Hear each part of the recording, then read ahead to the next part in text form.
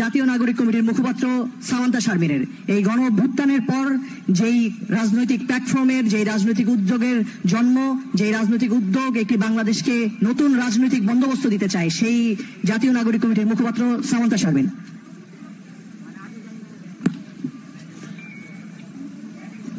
সকলকে আসসালামু আলাইকুম।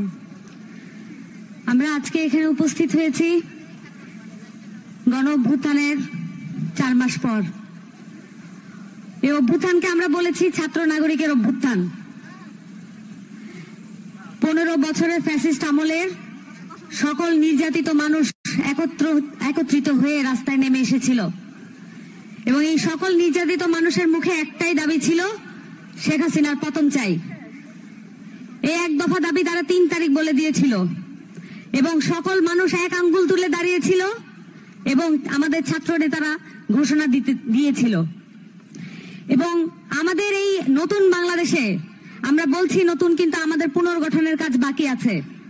আমাদের দরকার সংহতি। আমরা পুনর্গঠনের জন্য এগিয়ে যাচ্ছি, কিন্তু আমাদের সামনে অনেক বাধা আছে। আমরা মনে করি সকলে মিলে এই সংহত অবস্থায় আমাদের প্রতিরোধ গড়ে তুলতে হবে। সেই সাথে আমাদের এখন প্রয়োজন, আমাদের যত জুলাই অভ্যুত্থানে যত আহত আছেন, প্রত্যেকের যারা হামলাকারী ছিলেন সকলকে বিচারের আওতায় আনতে হবে এবং জুলাই অভ্যুত্থানে যত শহীদ আছেন প্রত্যেকের হামলার সাথে এবং তাদেরকে শহীদ করার পিছনে যাদের যাদের হাত আছে সকলকে বিচারের আওতায় আনতে হবে।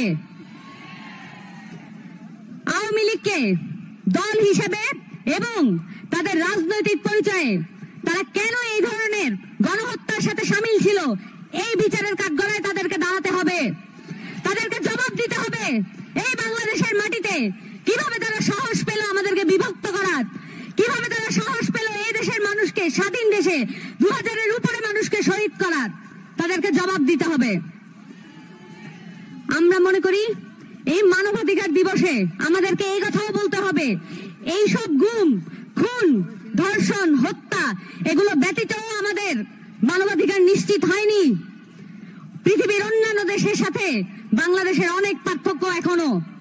আমাদেরকে এখনো ন্যূনতম মানবাধিকারের জন্য লড়াই সংগ্রামে নিয়োজিত হতে হয় এবং ন্যূনতম মানবাধিকারের জন্য, ন্যূনতম ভোটাধিকারের জন্য এখনো রাস্তায় নামতে হয়, জীবন দিতে হয় আমাদেরকে এখনো। আমরা আমাদের সংগ্রামী এই জাতিকে আর কতদিন সংগ্রাম করতে দেখব? আর কতদিন আমাদের নির্দোষ ভাই বোনদের রাস্তায় হত্যা হতে দেখব?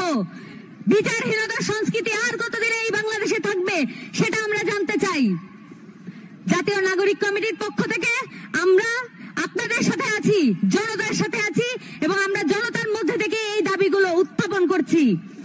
আমরা চাই দল হিসেবে এবং যারা ব্যক্তি হিসেবে এই ধরনের গণহত্যার সাথে জড়িত ছিল তাদেরকে বিচারের আওতায় আনতে, আন্তর্জাতিকভাবে এবং বাংলাদেশে।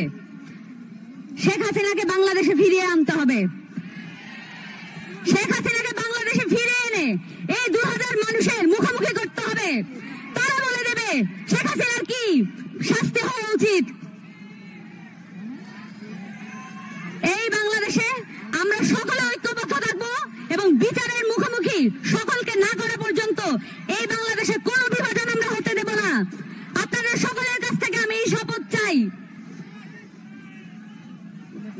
জাতীয় নাগরিক কমিটির পক্ষ থেকে আপনাদের সকলকে সালাম, অভিবাদন এবং সকলকে একসাথে ঐক্যবদ্ধভাবে লড়াই করার আহ্বান জানিয়ে আমি বক্তব্য শেষ করছি। সকলকে ধন্যবাদ ও সালাম।